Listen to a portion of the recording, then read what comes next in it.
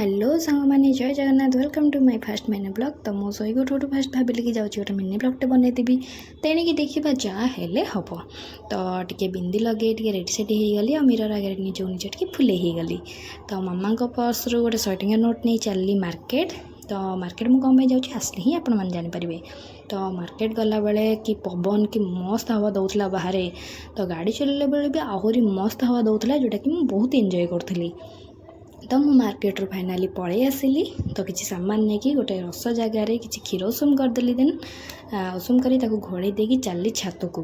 तो छात को जाओ देखिली तो गुनु अच्छा। तो गुनु संगे टिके स्टाइल मारदेली। तो सहित लगिदेली कारण क्यूट गुनुटा। तो आसिक मुंड कुंडे देली कारण गरम दिने बहुत ही चुटी उपड़ुची। तो डेली मुंड न कुंडेले भी हेनी। तो मुंड कुंडे सारापर चली टे आग पानी पीदेली कारण बहुत जोर शोष करूला। आ पानी पी सारा पर ओह कि शांति जमती कि जीवन पशिगला देहरे। Oh my God. तो पानी पी सारा पर चल टे फेसवाश हो कारण फेसटा बहुत ही डल हो जाता आ बहुत ही खराब देखा फेसटा कारण बहुत ही झाड़ बाहर गरम हो। तो से फेसवाश हो गली। तो मुझे मुल्तान मिट्टी मामा अर्थ मुल्तान मिट्टी फेसवाश यूज करे।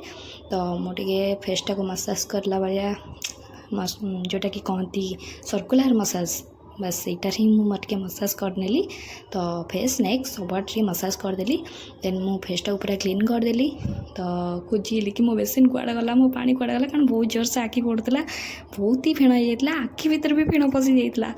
आउ देन मुझे क्लीन हो सारी पोछा पोछी गली। आपण मैंने भावे कि काले मु फिल्टर यूज कर देन ता भितर मो क्षीर सीझी जाता क्षीर भितर जो सर बाहर क्या न भल लगे वाओ पूरा मस्त था। देन मुझे जार रे आइसक्रीम नहीं गली।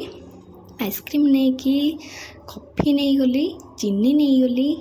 तो ता भितर बरफ भी नहीं गली जी आपंकर क्वांटिटी दरकार। तो आप से हिसाब से नहीं पारे कोल्ड कॉफी पे। तो नहीं सारिकी देन ग्राइंड करदेली।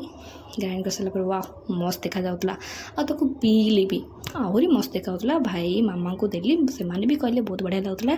तो रेडी होगा आम कोल्ड कॉफी आ मस्त भी लगुला। देन भल लगे प्लीज़ चैनल को सब्सक्राइब शेयर लाइक कमेंट कर देवे। Good bye.